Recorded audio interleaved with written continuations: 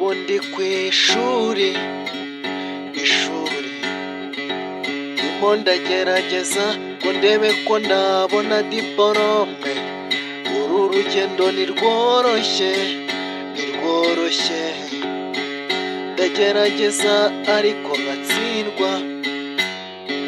Nimutse muri pirimeri njya muri bodingi,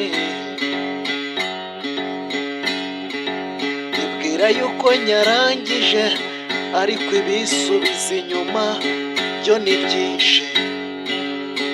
Ibinesha umutwe ni byinshi, ibituma sibira ni byinshi. Fasha akaramata iyi karamu, akaramata uyiha umugisha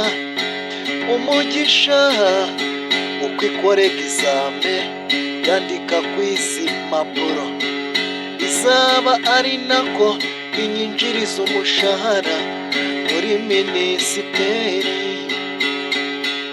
Fasha akaramata iyi karamu, akaramata uyiha umugisha uko ikora egizamini yandika ku izi mpapuro, izabe ari nako inyinjiriza umushahara muri minisiteri. Narafashe sinzarekura no jamais,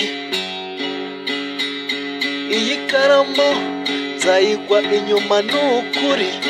Nubwo mbona agahinda kataba koroshye, buri teka umutima wanjye utekereza ijipo.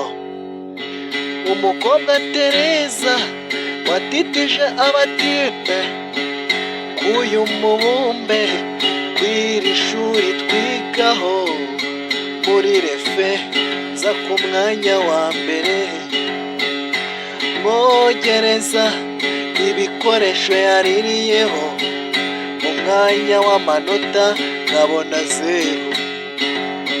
Barahabwa wikendi abatipe, nanjye iyi wikendi ndabona nzayihabwa.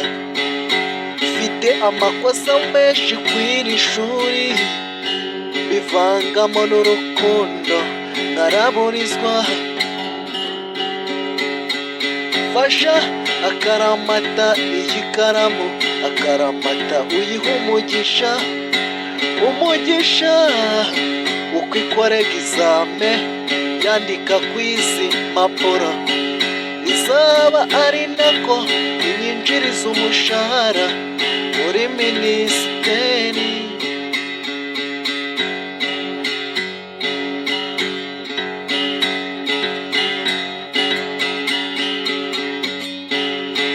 Abana b'abasirimu iyo bagiye guserebura binjira muri kantini bagiye kwica icyaka, bizihiza umuco ngo w'iwabo i Rubavu, ngo niwo muco wabo ku Gisenyi.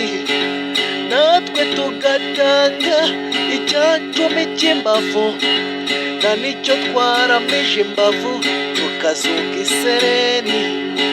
Umuhungu Jerome twagoranye abanungira urutoki ati dore abahiriwe n'ubuzima.